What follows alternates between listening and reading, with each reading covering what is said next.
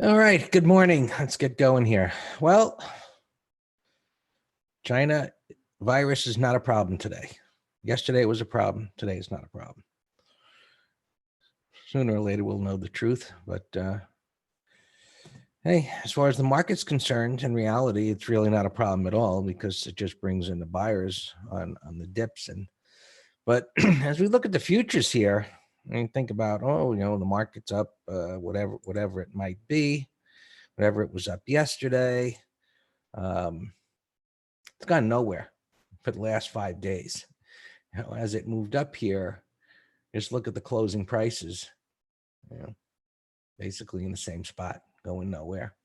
And there's a buyer on the dip the tail to the downside. And yesterday was, the move down and then the move back up again. So now we got tails on the top and the bottom. In other words, market has been resting here in a period of uncertainty, whether it's the China virus or who knows what, or just in need of a rest. It's just chopping back and forth. And the assumption is when it's in an uptrend that it'll resolve itself to the upside. Now, we'll look at just the regular ETFs, but at some point, the tails have to stop in the overlapping bars, whether today's the day. I don't know. We'll find out together. But right now, you can see just looking at, the hourly chart here, we've got a trading range going on. And there's our high, here's our low. We're in the middle of the trading range and kind of just jiggling back and forth here this morning with a void below and a void above. And the big move or more profitable move will come, assuming it's not a failed move, of course, but we can assess that in the moment, is whether it breaks up out to a new high and then maybe we get some kind of blow off move. Or if it breaks down here, well, then we just look to the next level, right? We just look to the left. When we look to the left above here, well, then there's nothing. So the assumption is no one knows where it's going to stop. Then we'll just have to all see together as that, if and when that happens. So the NASDAQ is pushing up. So is this leading the way, or is this just, sucking everyone, the last of the holdouts in? I mentioned yesterday that, the distance from the 50 MA here historically is higher than where corrections have started, but no correction, right? We could say that this has been somewhat of a correction. And again, look at the closing prices, about the same, a little titch higher. And now we're pushing up to a new all-time high. And remember the chart I showed you yesterday, the monthly chart here. Right? We're getting a wide range bar. And what I said was that maybe this just continues right into the end of the month. What do we got? 10 days left or so. We've got this big 10,000 number hanging up there and a wide range bar after multiple bars moving up far from any support. And that 20 MA as a guide, this the distance, would indicate that the end of the move is at hand. Now, end of the move doesn't mean collapse. It could mean a period of a few months chopping sideways. And we'll just have to see it out as it unfolds. But maybe what this is doing today is maybe leading the way into the end of the week or the end of the month up toward 10,000. We'll just have to see what this bar looks like at the end of today, whether, it actually can increase in range, close above its opening price, no big topping tails. So we'll just see. Looking at the Dow, we get another different picture where this has been correcting down and broke down below the breakout bar's low. And so that's kind of messy, but, are they going to leave the Dow behind here? Maybe. Let's see where, I just want to look at that S&P again, sideways. Maybe the Dow plays some catch up here. Maybe this is the turnaround day. That's what it should be. overall sloppy. It's got this mess over here to the left to deal with, but you know, in an unfilled gap, but maybe it plays catch up, and this could be a better play here with that in mind. So we'll see. Russell just continues to languish, you know, as it has been for a long time. Overlapping bars, tails, you know, breakout, fails, breakdown, fails, retracement deeply back up into where it came from. It's just Mr. Schizophrenic market. You know, got resistance here to the left. This is probably one to stay away from, you know, unless it clears this area. Oil, it's starting to get that turnaround. It's trying so hard to get turned around here, and as it comes up to some area of resistance up there, some selling coming in. So just kind of like been grinding.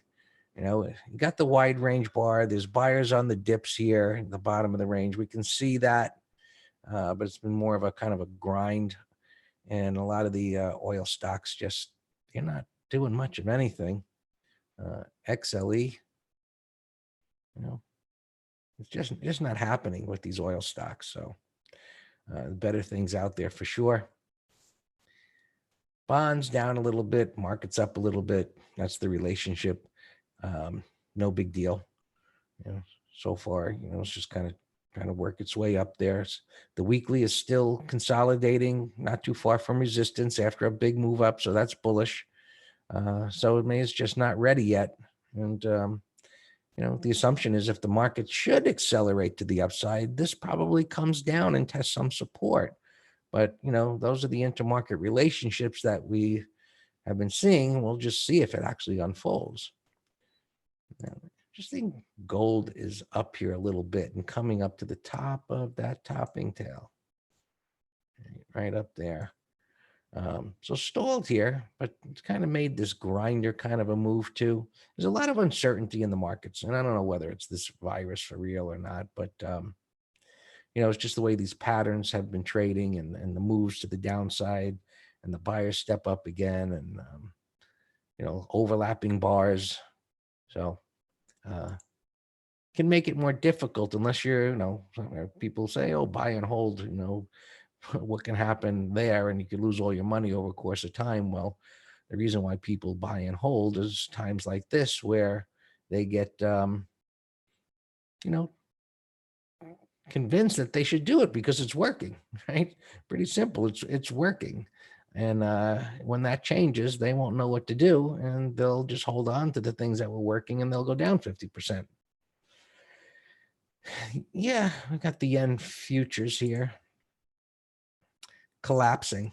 Right? We were looking at this last night, and the pound. So as the dollar is up here a little bit, gapped up there. What's the euro doing? Down. They're not turning around. So, and what do you read into that? So I don't pay too much attention. You know, people think, oh, you know, watch the Japanese yen versus, you know, an indication for the stock market. It's one of those things that come in and out of sync quite a lot. Probably a good bearish bet if you can try and get on board that. Weekly's got room to the downside. Oh. All righty. Well, since we're talking currencies here, you know, the British pound's a mess. That's starting to drop here as we speak. And yeah, Canada holding up, Australia dropping. So a lot of people that promote Forex as being, you know, the golden market, it's all BS. Markets come in and out of favor. Any market can get choppy and erratic, and it can trend. So don't get sucked into that hype. Silver up to the top of the range. What it is, what are our transports doing here? Just continue to be a mess. And SPX, today is Wednesday. And there's our XP, I got SPY here. I don't know. I don't know. We have to see what happens at the open, and let me look at spiders. 334, 338, 338. Well, the downside below here should be fine for a put spread. And the call spread could be quite dangerous looking at the NASDAQ, the way it's going up. And unless this actually fails here, which we don't know, I mean, it certainly could. And the spiders get up around that area. If they hit there and get rejected and blown back to the downside, we could have an Iron Condor today for a SPX 0 days to expiration spread. Yeah, so you should wait a while on the top side, since it's moving up. You know, it just might break out with the way the NASDAQ is going up. It's not showing any signs of weakness on the 15 here as it's going up. So yeah, like I said, the others may just play catch up. And so we'll see what happens in the first 5 minutes, whether it's going to continue or not. Just let me look at the cues here for a moment. Right, 236. So look, this should theoretically keep going higher, right? Because we've got 4 days of going sideways here. And, you know, this little blip here, reversal, but, you know, we've got this time going sideways and it's gapping up above a base. So it's resting. That is supposed to keep going. If that gaps and craps, that's obviously going to be a very bad sign on the short term. The trend is still up, but after a resting period and a gap above that resting period, it should continue to go. So, and then with that happening, you know, the spiders, you know, the Dow, right? They should bring up the rear to the extent that they can relative to their resistance points or lack thereof. Okay. So we'll see how it all unfolds. All yours, Dan.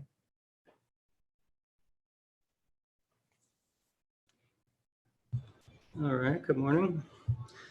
Yeah, yesterday into the close, we had that afternoon breakout in the Qs, and I just said bullish, bullish, bullish. Right there, when it's right there on that 15-minute chart. Look at that. Just bullish into the close to all-time highs. All right, opens. We have one gift. Tesla, we did a put spread. It was in the weekend letter over these highs, so it gapped up yesterday. So we had to adjust our entry with new strikes, but we still got in, and it looked great. And you know, when you see things like that, you wish we now had a directional. But well, here, let me give you the alert I gave to Telegram folks. I said, let's see if we can get out at 3 pennies. And then stop 30-minute low. And let's see, I also adjusted plug. Plug, we have a nice core long. Been in it for a while.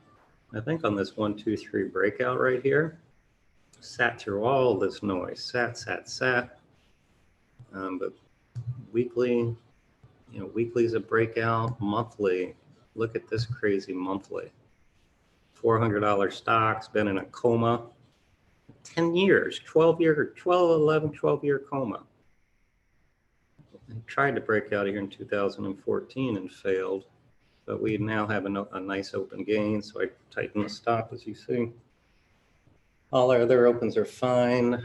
We have on this space, we have a short strangle, which is out of the money $43 calls, out of the money $25 puts. And Kramer was on TV this morning saying, yeah, it's just a crazy short squeeze. TAN gapping up, the solar, Greg mentioned that in the weekend video that we've been trying to get long this for a while, and the pullback that we wanted didn't occur. Beyond has earnings next week, but this is a beautiful reversal here, higher low. Let's keep an eye on this for a put spread that expires Friday. Today's Wednesday. It's, Greg said, 0 DTE day. Knee gapping down 274. So that's a bearish gap, extended weekly, monthly. Let's watch that for a bear call credit spread. KRC 8650 bear gap. But I like the other one better, knee, because it's more extended on the weekly and monthly. Lazy boy, bottoming pattern here, gapping up, 35 bucks. That's a big gap. Let's see what it does. Put spread idea. There's the plug mentioned. BBBY got creamed on earnings, but it held. It held the gap down. Now it's a gap breakout. So this is a put spread. Watch. Garmin 105.50. Wow, that's a big gap to all-time highs. Nothing to do with it though. Fiber 30.20. This it trades very sloppy, but I like this little breakdown failure here in the weekly. If it were to close like this as a 1, 2, 3, target maybe 32. I don't know if that was earnings today. Well, let's keep an eye on it. This looks like a penny stock pump and dumper. I got no interest in that. Zoom. It was, this is not a textbook 1, 2, 3 because this is not a wide range bar with a big tail, but nevertheless, I interpret it the same because the gap up in doji in the upper third still showed strength of these two bars, and then it was a gap breakout.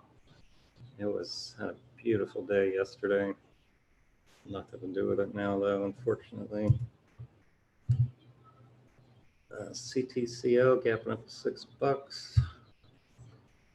That's 10% gap. Nothing to do with it. Alley. Alley didn't have earnings, but it was in the news saying they were close to buying something. And I don't read the articles because I don't care what they feel like buying. All it does is direct me to see if there's a trade. It's gapping down way under this pivot low. That's a ugly, ugly gap, but it's too big for a new trade. ACIA had earnings. Love this gap reversal here, which makes this a bullish inverse head and shoulders. We'll come back to it when we see where it opens. ADI, wow, look at that blast off. 126, the gap's too big. Ooh, that looks like the disaster du jour today. Groupon, look at that, a third. It's a third haircut right now. That's pain. I can't tell where you're gapping. These are all earnings. HQY 82.80. Big gap, $4 gap after up 4 bars. I would, if I were long, I'd definitely be thinking sell strength. We'll come back to this. AMED at 186, bearish gap. We'll come back. A, $84. Gapping down a bit. It's a mess. VRSK 169. Maybe 30-minute low, maybe a call spread. VNO, I don't know where you're gapping. QTS, same. Lending Club 1286, gapping down here. Remember, I'm just looking for tier 1 setups right now, which are just, in my opinion, the most ripe RIPE for entering in the first 5 or 10 minutes. And I haven't found one today yet. EXR, I can't tell where you're gapping, but you're extended with slowing momentum. I actually had Piton here. Piton under the low, is it short? Actually in coup over the high, I like. So that is ready to go as a tier one. Coup. Quad.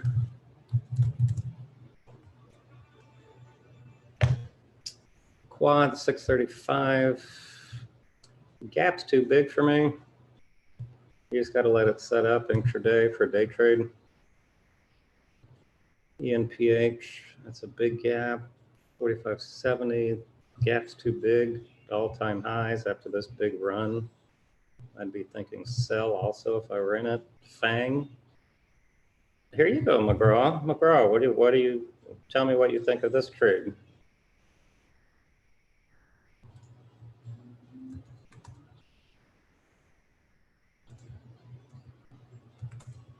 Is McGraw's probably laying in his lazy boy right now in the kitchen. So here, I'll tell you what it is. It's a climactic buy setup. It's a bullish new low divergence, made a new low and didn't go very far.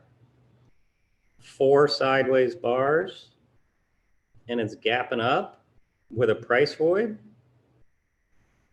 That looks fantastic for a put spread if it holds, and then possibly a directional also.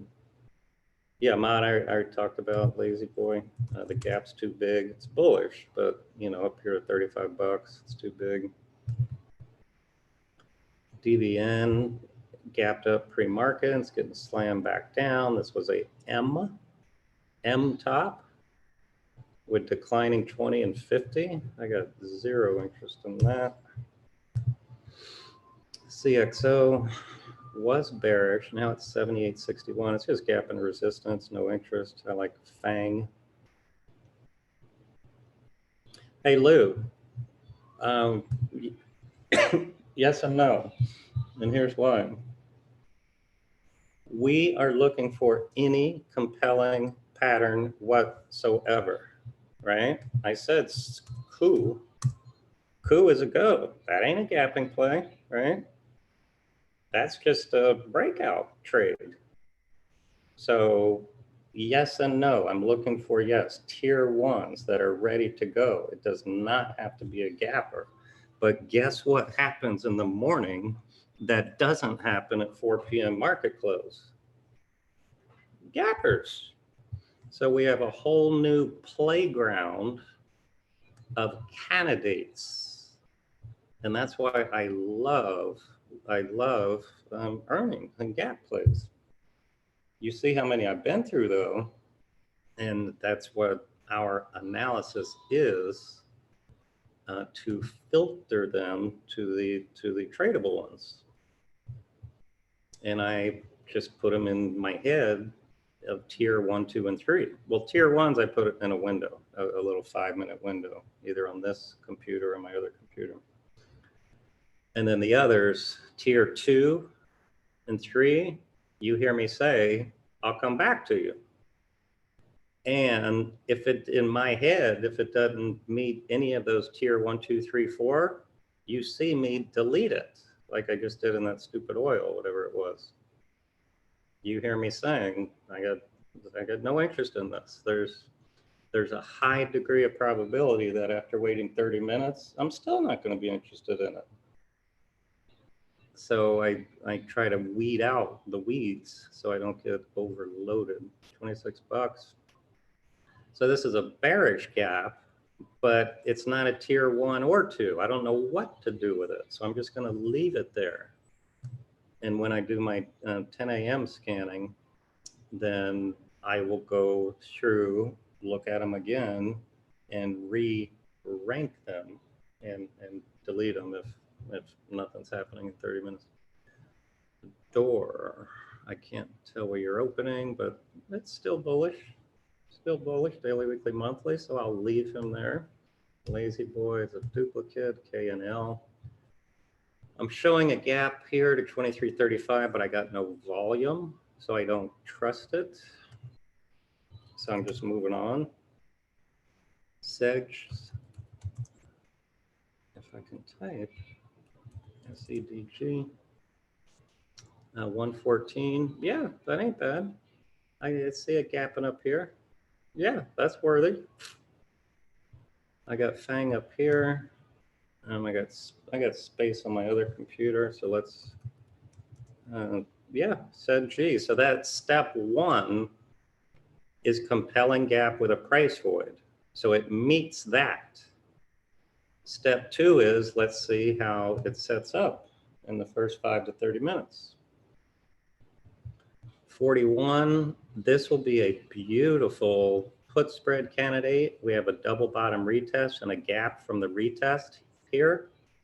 And it's the gap's not too big and it's earnings, so volatility will be high. So that one is great. That's a tier one to me. So I'm going to put that in a 5-minute window on my other computer because I'm out of windows on this one. But that's a tier one. So I like HLF, I like Fang for gapper trades, and I like SEDG. So we, in my opinion, we got 3 tier ones to watch. So at market open, you will see me watching them. Bravo Golf, very, very sloppy daily. But look, this is a beautiful 15-minute chart. Downtrend, rally into the close, went sideways. This is pre-market. You got a price void. Just get some day trade. But, you know, the more it goes, the more I'm not interested because it's eating in to my target. Less than a minute to go. Oh, I wasn't kidding. Less than a minute. Apron 380. It's a nasty gap, a nasty downtrend. Look at that thing. Wow, I had no idea this was $160 stock. Apron, I think, is that stupid delivery food service. I thought that thing topped out around $10. Wow.